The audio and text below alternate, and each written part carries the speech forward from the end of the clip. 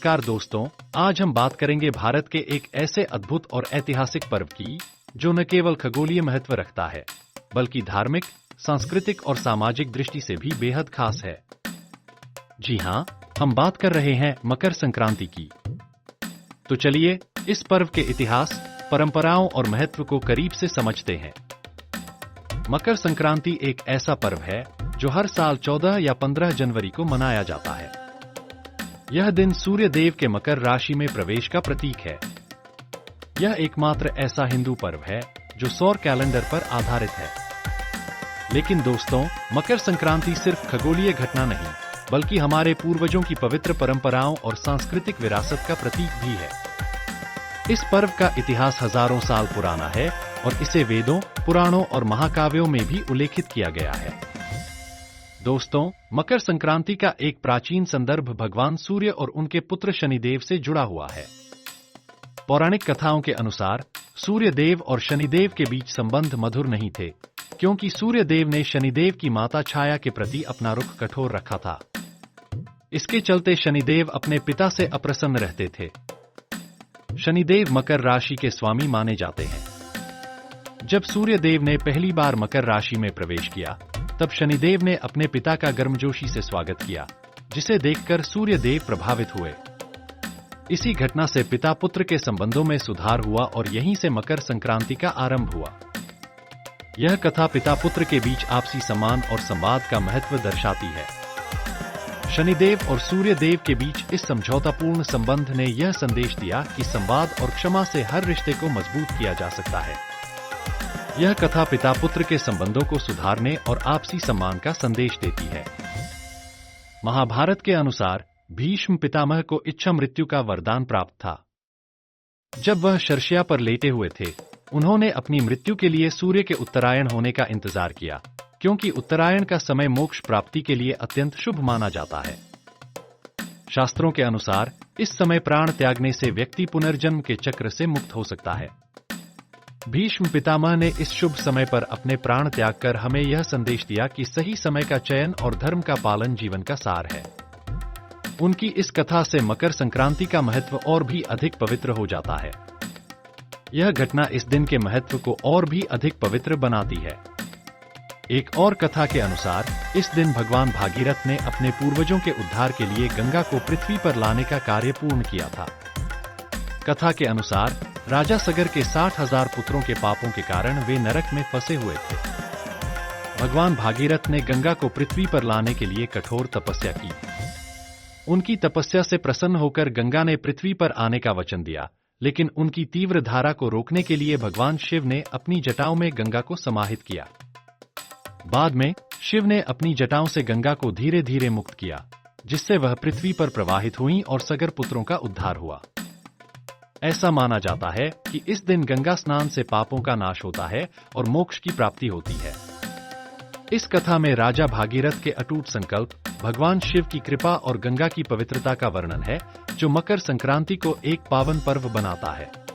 मकर संक्रांति का संबंध भगवान विष्णु से भी है। पौराणिक कथाओं के अनुसार इस दिन भगवान विष्णु ने असुरों का संहार कर उनके सिर मंदार पर्वत के नीचे दबा दिया था, जिससे देवताओं और मनुष्यों को राहत मिली। यह घटना बुराई पर अच्छाई की विजय का प्रतीक है। मंदार पर्वत का उल्लेख समुद्र मंथन की कथा में भी मिलता है, जहां इसे मथानी के रूप में प्रयोग किया गया था। भगवान विष्णु की यह लीला यह दर्शाती है कि बुराई चाहे कितनी भी शक्तिशाली क्यों न हो, धर्म और सत्य की विजय हमेशा होती है। इस कथा में विष्णु की भूमिका एक संरक्षक और धर्म के पालक के रूप में प्रस्तुत होती है, जो संसार में संतुलन और न्याय स्थापित करने के लिए हर संभव प्रयास करते हैं।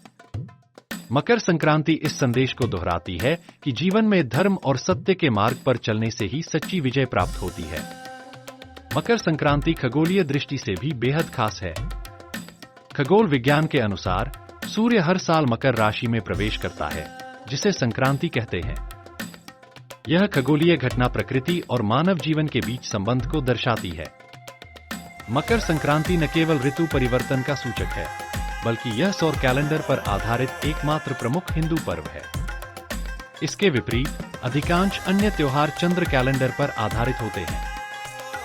सूर्य के मकर राशि में प्रवेश के साथ ही दिन लंबे और रातें छोटी होने लगती हैं, जो नई ऊर्जा, उन्नति और समृद्धि का प्रतीक है।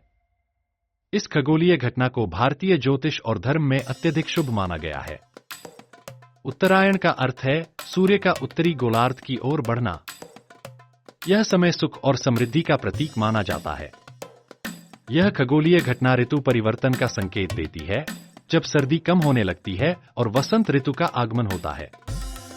मकर संक्रांति का सीधा संबंध भारत की कृषि और ऋतु चक्र से है। यह नई फसल के आगमन और किसानों के लिए उत्सव का समय होता है। इसे फसल उत्सव के रूप में भी जाना जाता है। आज हम आपको लेकर चलेंगे हड़प्पा और मोहनजोदड़ो के उन सभ्यता में जहां मकर संक्रांति के पर्व का ऐतिहासिक और सांस्कृतिक महत्व भारत के विभिन्न हिस्सों में अलग अलग परंपराओं और रीति रिवाजों के रूप में देखने को मिलता है। प्राचीन काल में यह त्योहार सामाजिक समरसता, फसल कटाई और आपसी भाईचारे का प्रतीक था। हड़प्पा और मोहनजोदड़ो सभ्यता में मकर संक्रांति जैसे पर्वों का विशेष महत्व था। सिंधु घाटी सभ्यता कृषि प्रधान थी और उनके प्रमुख त्योहार फसल कटाई से जुड़े होते थे। मकर संक्रांति को संभवतः नए फसल चक्र की शुरुआत और सामूहिक उत्सव के रूप में मनाया जाता था। हड़प्पा और मोहनजोदड़ो में अत्यधिक संगठित समाज था, जो धार्मिक और सांस्कृतिक गतिविधियों को सामूहिक रूप से मनाने में सक्षम था। खुदाई में मिले प्रमाण, जैसे अनाज भंडार, मूर्तियां और अनुष्ठानों के लिए बने स्थान, यह संकेत देते हैं कि इस सभ्यता में सूर्य और प्रकृति की पूजा प्रमुख थी। मकर संक्रांति के समय सूर्य देव की पूजा का आयोजन होता होगा, क्योंकि यह दिन सूर्य के उत्तरायण में प्रवेश का प्रतीक है।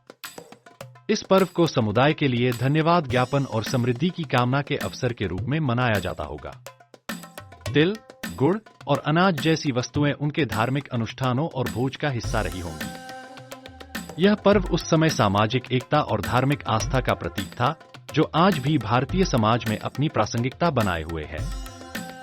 वैदिक काल में सूर्य की उपासना का विशेष महत्व था। वैदिक ग्रंथों में सूर्य को जीवन और ऊर्जा का स्रोत माना गया है।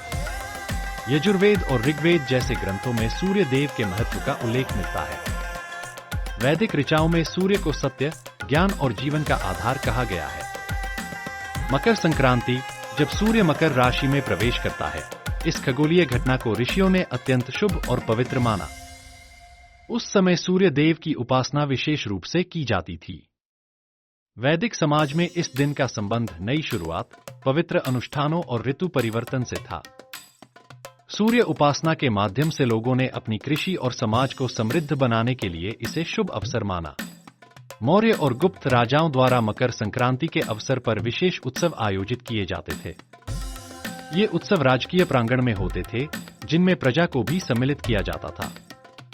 इन उत्सवों में दान पुण्य, भव्य भोज और सांस्कृतिक कार्यक्रम आयोजित किए जाते थे। राजाओं द्वारा जरूरतमंदों को दान देना और समाज के सभी वर्गों को साथ लेकर चलने की परंपरा इस दिन विशेष रूप से देखी जाती थी। मकर संक्रांति के दौरान पतंग उड़ाने की परंपरा का उल्लेख भी गुप्त काल से मिलता है। पतंग उड़ाना सूर्य की ओर श्रद्धा प्रकट करने का प्रतीक माना जाता था। आसमान में रंग-बिरंगी पतंगों की उपस्थिति इस दिन को और भी हर्षोल्लासपूर्ण बना देती थी।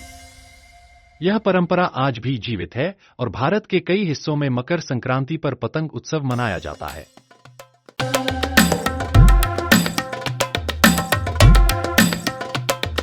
आइए अब हम भारत की क्षेत्रीय परंपराएं और विविधता में एकता की सांस्कृतिक यात्रा पर चलते हैं।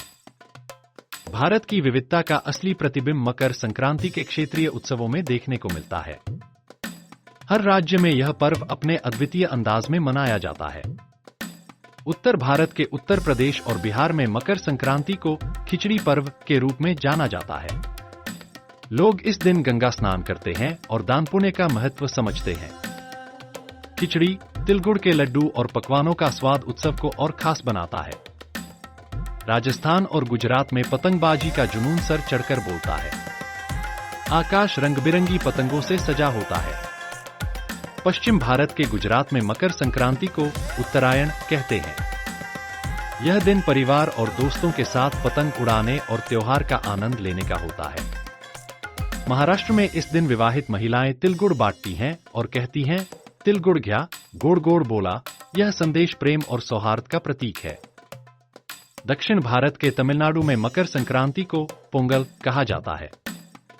यह 4 दिवसीय उत्सव है जिसमें पहली फसल को भगवान को अर्पित किया जाता है। लोग पोंगल मीठे चावल बनाते हैं और सूर्य देव को अर्पित करते हैं। बैल और गायों को सजाकर उनकी पूजा की जाती है, जो कृषि में उनकी महत्वपूर्ण भूमिका को दर्शाती है। पूर्वी भारत के पश्चिम बंगाल में इसे पौष संक्रांति कहते हैं। गंगा सागर मेला इस दिन का सबसे बड़ा आकर्षण है, जहां लाखों श्रद्धालु गंगा और सागर के संगम में स्नान कर पुण्य कमाते हैं। पूर्वोत्तर भारत के असम में माघ बिहू के दौरान लोग खेतों में बांस के घर बनाकर सामूहिक भोज का आनंद लेते हैं। पारंपरिक नृत्य और गाने इस त्योहार को और भी खास बनाते हैं। कश्मीर और लद्दाख में मकर संक्रांति को शीत ऋतु का अंत और वसंत की शुरुआत के प्रतीक के रूप में मनाया जाता है। लोग अपने घरों को गर्माहट से भरने के लिए विशेष प्रकार के भोज का आयोजन करते हैं। तो दोस्तों, यह था मकर संक्रांति का पूरा इतिहास और इसके अद्भुत पहलू। अगर आपको यह वीडियो पसंद आया हो तो लाइक, शेयर और सब्सक्राइब करना न भूलें। साथ ही हमें कमेंट में बताएं कि मकर संक्रांति से जुड़ी कौन सी परंपरा आपको सबसे ज्यादा खास लगती है।